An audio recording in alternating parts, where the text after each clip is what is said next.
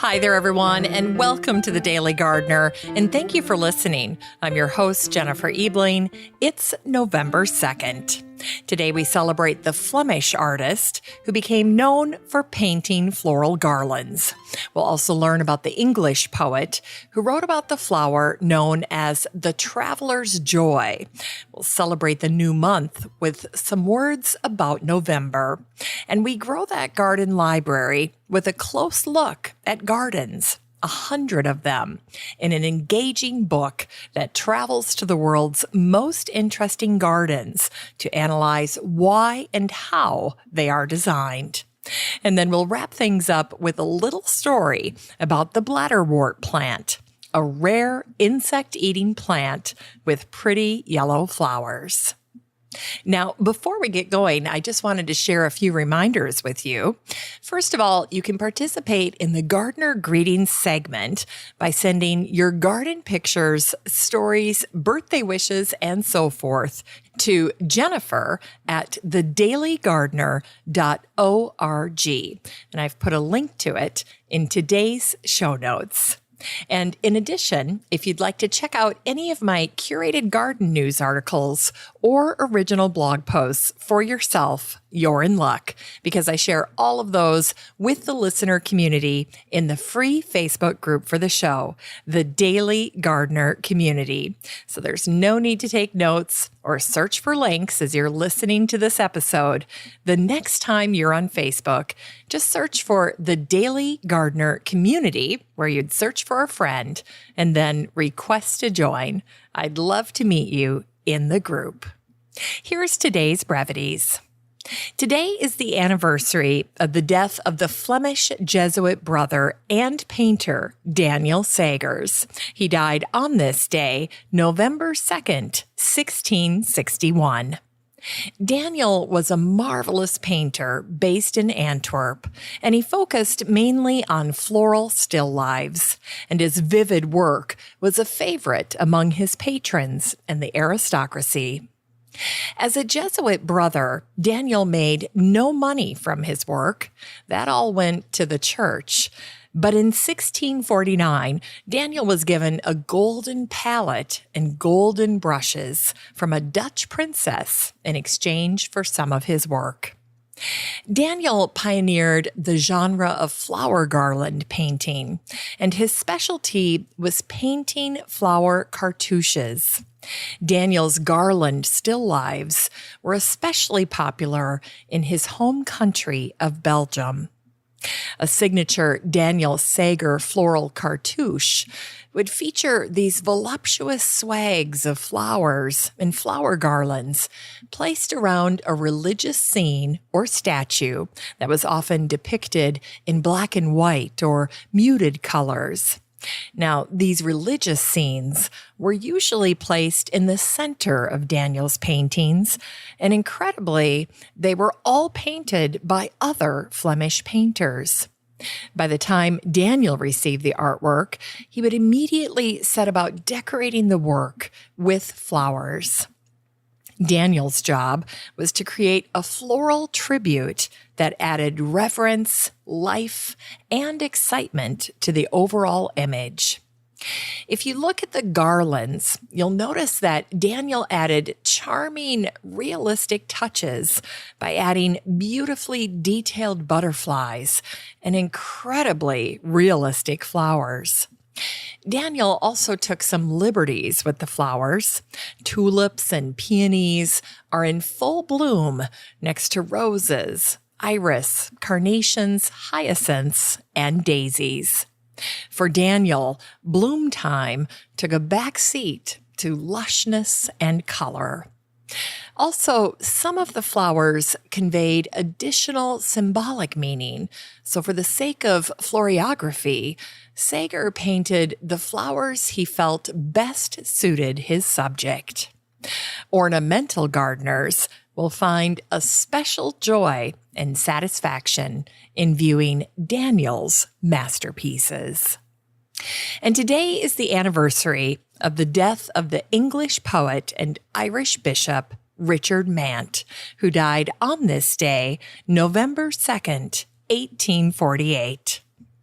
Richard wrote a little poem about a wild clematis, and it happens to be England's only native clematis. In the 17th century, the herbalist John Gerard gave it the common name, the traveler's joy, Clematis virginiana. The flower has no petals, but offers 4 delicate, creamy sepals, along with a copious amount of stamens and carpels. Here's Richard Mant's verse about the traveler's joy. Most beauteous when its flowers assume their autumn form of feathery plume, the traveler's joy, name well bestowed on that wild plant, which by the road of southern England to adorn fails not the hedge of prickly thorn. Even today, in the English countryside, the traveler's joy rambles up hedgerows and trees, and then it drapes down from branches and thorns to offer a profusion of fragrant white blossoms that transform into architectural wonders in the fall and winter. Those flowers become feathery silver beards that flow from the seed pods. This is how traveler's joy ended up with so many common names, including old man's beard. Folklore says that traveler's joy was sent by the devil to smother the earth's plants by trailing all over them. Well, anyone who has grown this woody vine, a member of the buttercup family, knows that this is one tough and persistent plant. Not surprisingly, it's considered an invasive plant in many parts of the world. The poet A.E. Housman wrote about the traveler's joy in his poem, Tell Me Not Here, It Needs Not Saying. Here's what he wrote. Tell me not here, it needs not saying, what tune the enchantress plays in aftermaths of soft September, or under blanching Mays. For she and I were long acquainted, and I knew all her ways. On russet floors, by waters idle, the pine lets fall its cone. The cuckoo shouts all day at nothing, in leafy dells alone. And traveler's joy beguiles in autumn hearts that have lost their own. In Unearthed Words, today's words are about the month of November. This first one is from the American author and columnist Gladys Tabor, from her book, Still Meadow Day Daybook. Some of the days in November carry the whole memory of summer, as a fire opal carries the color of moonrise. And this next one's from the Canadian writer and author of the Anne of Green Gables series, Lucy Maud Montgomery, from her book, Anne of Green Gables. It was November, the month of crimson sunsets, parting birds, deep, sad hymns of the sea, passionate wind songs in the pines. Anne roamed through the pineland alleys in the park, and as she said, let that great sweeping wind blow the fogs out of her soul. It's time to grow that garden library with today's book, Gardens in Detail by Emma Roos. This book came out in 2014, and the subtitle is 100 Contemporary Designs. In this book, Emma shares 100 gardens from the world over with this illustrated guide that reviews and explains each design element. And here's what her publisher said about this book. Readers are led through the details of each garden and provided with the tools needed to understand and replicate each exemplary design, whether the site is rural or urban, a backyard or a beach, in any climate and on any budget. Each beautiful project photo is followed by a list of key concepts, numbered close-ups that highlight aspects of the design, and expert write-ups to explain how each element serves the garden as a whole. And here's what Gardens Illustrated wrote about Emma's book. A beautiful, engaging book that travels to the world's most interesting gardens to analyze why and how they are designed. This pick and mix book has the absorbing time warp quality of Pinterest. I finished reading about one garden and thought, I'll just quickly look at one more. But 20 minutes and several gardens later, I was still there. And I agree. This book is 400 pages of inspiring garden ideas. Emma's book is an invaluable resource for any gardener or landscape designer. You can get a copy of Gardens in Detail by Emma Roos and support the show using the Amazon link in today's show notes for around $25. Finally, here's something sweet to revive the little botanic spark in your heart. On this day, in 1962, the Fort Worth Star-Telegram shared a story out of London regarding the bladderwort plant. Here's what it said.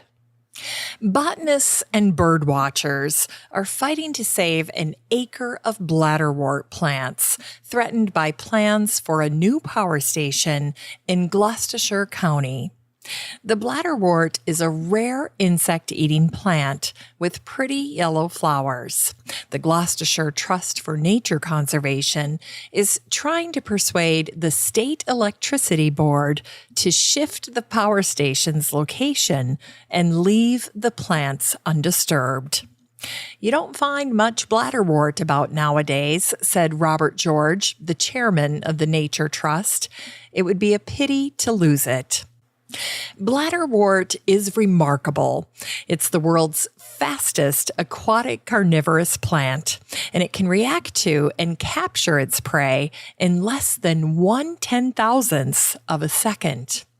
Bladderworts are suction feeders, and they use small depressurized chambers that look like bladders to catch their prey. The bladders work thanks to a trap that's loaded with bristles. When a small aquatic creature touches the bristles, a trap door opens and the prey is sucked inside the bladder where it's dissolved and digested by the plant.